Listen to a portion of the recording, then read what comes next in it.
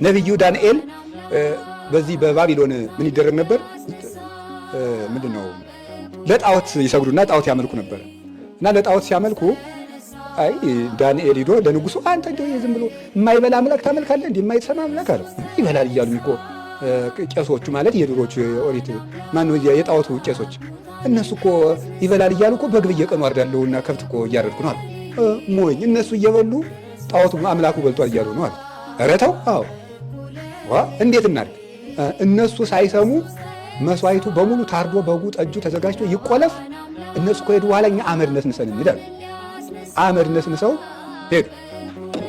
ያ ቄስ ሌት ማለት የጣዖቱ ቄስ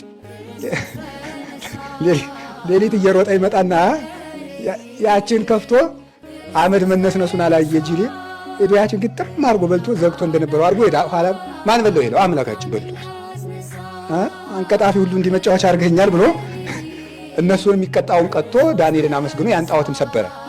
ዲያብሎስ ተንኮለኛ አይደል? ምን አደረገ ታዲያ? የሚበላ አምላክ ዘንዶ አለ አይደል? እንዲህ አለው በጆሮ ሹክ አለ። ይኸው ያኛው ይኸው እንግዲህ አይበላም ብለህ ይሄ ዘንዶ እንግዲህ ይበላል አለው። ይሄም አቅም የለውም አለው። ምን እናደርግ? እኔ ልፈትነው።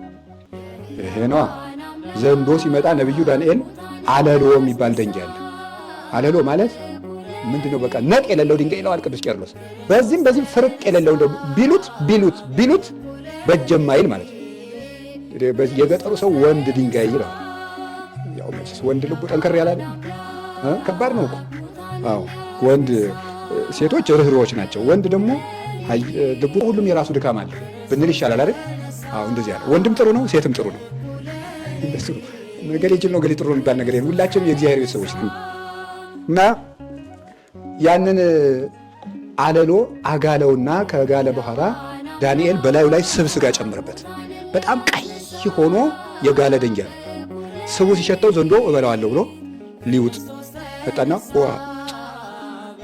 ሲያደርገው ውስጥ ምን አለ? የጋለ አለሎ አለ። ከሁለት ስንጥቅ አደረገው ማለት ነው። አያው ይሄ አምላክ ነው የምትለው ባለሉ ድንጋይ የሚሰነጠቅ ነው። አምላክ የማይሞት የማይታመም እግዚአብሔር ነው አለ። አሁን አባቶቻችን ምን ብለው ተረጎሙት? ቅዱስ ቄርሎስ ዳንኤል ያጋለው ያደንጋ ኢየሱስ ክርስቶስ ነው። ለዘንዶ የሸተተው ስብ ስጋ የተባለው ክርስቶስ የለበሰው ስጋ ነው።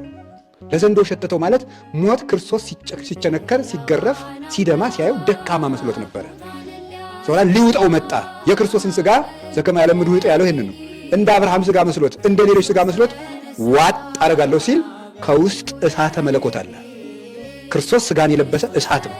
በመለኮትነቱ አለት የዚያን ዘንዶ ጥርሱን ወጸምጸሙ አጽና አስናን ይሁ ይላል ራዕየ ዮሐንስ ላይ ጥርሱን ውልቅልቅ አድርጎ ጣለበት። አሁን ሞት መውጃ ወዴት አለ ብለን ከቅዱስ ጳውሎስ ጋር መናገር እንችላለን። እስቲ ሁላችሁ ሞት ወይ መውጃ ወዴት አለ?